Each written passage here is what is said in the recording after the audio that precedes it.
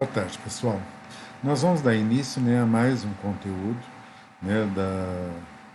do nosso terceiro período, que está relacionado à questão do entendimento do Sistema Único de Saúde.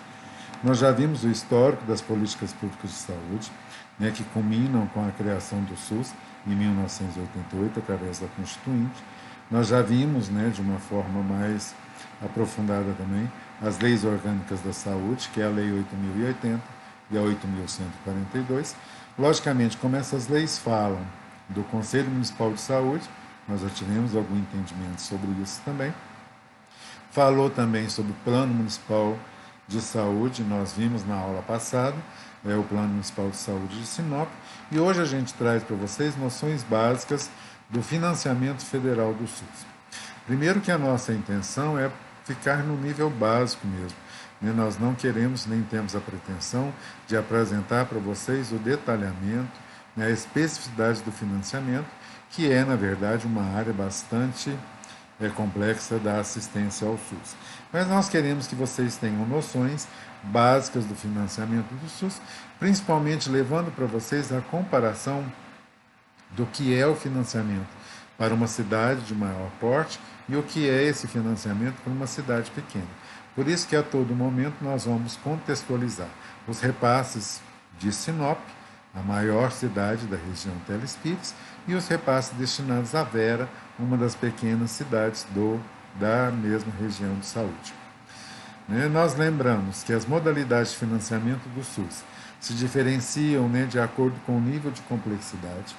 Nós temos grandes 5 nichos de financiamento, que é a assistência farmacêutica. Nós vamos ver que isso se dá por incentivos per capita, ou seja, as cidades recebem recursos relacionados ao número de habitantes.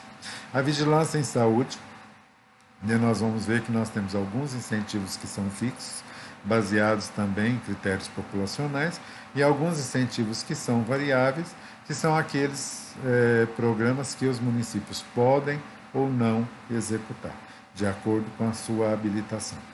E depois nós vamos falar do financiamento dos 3 grandes níveis de complexidade, que é a atenção primária, que ela também é financiada por incentivos fixos, populacionais e variáveis em relação aos programas que ela executa. E vamos falar da média e da alta complexidade, e aí, logicamente, nós vamos ter que fazer uma alusão à tabela de procedimentos do SUS, porque cada procedimento tem o seu valor específico. Nós vamos começar falando do financiamento do SUS para assistência farmacêutica. Lembrar que assistência farmacêutica é uma das assistências caras dentro do SUS. Medicamentos são caros, independentemente de que você compra para a rede particular ou se você compra para abastecimento do SUS. A assistência farmacêutica é um componente tripartite. O que significa isso? Nós vamos receber especificamente componentes para assistência farmacêutica que vêm da União, que vem do Estado e, logicamente, a contrapartida do próprio município. Ou seja, quando você reúne, quando você agrupa esses 3 dinheiros, que vêm da União, do Estado e do próprio município, você tem um ajuntamento, você tem um agrupamento do componente para medicamentos do SUS. Só para a gente ter ideia do que significa isso em dinheiro, Sinop recebe todo mês do Ministério, ou seja, é o recurso da União, R$ 61.814,31 e Vera recebe R$ 5.031,30. Logicamente, se agrega a esse valor o dinheiro que vem do Estado, o dinheiro que vem do próprio município, mas a gente consegue perceber que os municípios pequenos têm muito pouco dinheiro para fazer uma assistência farmacêutica integral. Logicamente, os municípios maiores também têm recursos insuficientes, e a gente destaca que a assistência farmacêutica é cara, independentemente se ela é feita nos moldes particulares ou dos moldes do SUS. Então a gente já tem uma ideia para a gente ver que os recursos são sempre muito pequenos. E a gente sabe que o financiamento é um dos grandes gargalos para termos uma assistência de qualidade. Nós vamos falar agora do financiamento do SUS para as vigilâncias em saúde. Vocês lembram que na Lei 8.080 nós temos uma definição clara do que são as vigilâncias em saúde e da importância das vigilâncias epidemiológica, sanitária e saúde do trabalhador. As vigilâncias epidemiológicas estão extremamente importantes porque fazem o controle, das doenças de interesse estratégico. As vigilâncias sanitárias porque fazem uma fiscalização de todos os bens e produtos de interesse da saúde. E, logicamente, a saúde do trabalhador, pela própria essência da qualidade da saúde desse trabalhador, e principalmente pela salubridade dos diversos ambientes de trabalho. A vigilância epidemiológica vai ter 3 componentes de financiamento. Nós vamos ter um piso fixo, que se destina ao custeio das ações rotineiras, e ele vai ser feito de acordo com o critério populacional. Cidades maiores recebem mais dinheiro, cidades menores recebem menos dinheiro. Vai ter um piso variável que vem para ações estratégicas e vai ser de acordo com a habilitação específica de cada município. Se o município se habilita, se o município se propõe a exercer algumas ações estratégicas, como DST-AIDS, Serviço de Verificação de Óbito, ele recebe um recurso adicional para ter esse serviço no próprio município. E tem também o incentivo dos agentes de endemia, que a gente conhece como os trabalhadores da dengue, que também, logicamente, esse número de agentes varia de acordo com cada município. Municípios maiores recebem mais dinheiro, têm mais profissionais, municípios menores recebem menos dinheiro, porque tem menos profissionais trabalhando no controle da dengue. A vigilância sanitária, nós temos 2 componentes de distribuição de recursos. Um que é fixo, para as ações rotineiras também, e logicamente também é de acordo com o critério populacional. Então, municípios maiores recebem mais dinheiro que municípios menores, e o piso variável que vem para algumas ações estratégicas da vigilância sanitária. E aí lembrar que somente municípios bem maiores têm capacidade de fazer essas ações estratégicas, porque fica na dependência exclusiva de tipologia de funcionários para compor as ações da vigilância sanitária. Exemplo, se você vai fazer uma vigilância sanitária no restaurante, você tem que ter pelo menos um nutricionista para ser o responsável técnico.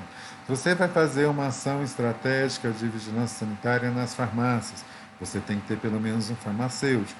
Ou seja, cada nível de complexidade exige profissionais específicos e, logicamente, as equipes dos municípios pequenos são bastante reduzidas. Por isso, esse piso variável, geralmente, a gente só encontra em grandes municípios. Para a gente ter uma ideia do que é o recurso de Sinop na vigilância epidemiológica, a parte fixa é de 46 mil, a parte variável é de 20 mil. Sinop se habilitou para desenvolver ações específicas de doenças sexualmente transmissíveis, da AIDS e das hepatites, então ele recebe 20 mil especificamente para custear essas ações, e logicamente ele tem 45 mil reais para custear os agentes de endemia. A vigilância sanitária, nós vamos ver que são valores bem menores. A vigilância sanitária de Sinop recebe 6.996, é muito pouco, são 7 mil reais para a importância e para a grandiosidade do serviço da vigilância sanitária em Sinop. Então você imagina qual que é o recurso que uma cidade pequena recebe, é quase que nada. O município de Sinop não se habilitou para nenhuma especificidade em vigilância sanitária, então ele não recebe nenhum recurso variável. Ou seja, o total da vigilância em saúde para custear a vigilância epidemiológica sanitária é de 119 mil no mês. A gente vê que é um recurso muito pequeno diante das necessidades e da grandiosidade da vigilância epidemiológica, da vigilância sanitária dentro do município do porte de Sinop. Só para a gente ter comparação, a gente apresenta agora o financiamento do SUS para a vigilância e saúde do município de Vera, um município pequeno. Então, enquanto Sinop recebia 46 mil, a epidemiologia fixa recebe 3 mil. Enquanto o Sinop tinha ações específicas de AIDS, DST e hepatite, Vera não realiza nenhuma dessas atividades, então ele não recebe, logicamente, nenhum componente adicional por conta disso. Enquanto Sinop recebia 45 mil para os agentes de endemia, Vera recebe 5 mil. A vigilância sanitária, nesse Sinop era pouco, recebia 7 mil. A vigilância sanitária de Vera recebe R$ 1.000. Ou seja, é um recurso quase que inexistente para também Vera, né, dar conta de todas as ações de vigilância sanitária dentro do seu município. O total da vigilância em saúde de Vera é de 9.688 e aí a gente distancia, né? A gente vê esse distanciamento do que é o recurso para município grande do que é recurso para município pequeno.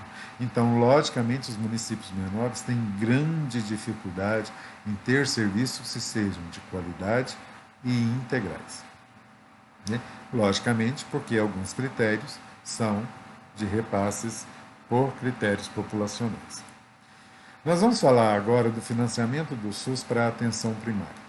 E eu queria chamar a atenção porque é um financiamento bastante diferenciado, né? Tem um componente que é fixo, tem um componente que é variável, e a gente nota que hoje grande parte dos financiamentos da saúde vem para a atenção primária. O Ministério, né, de uma forma geral, classifica a atenção primária como a mais importante nível de complexidade. Né?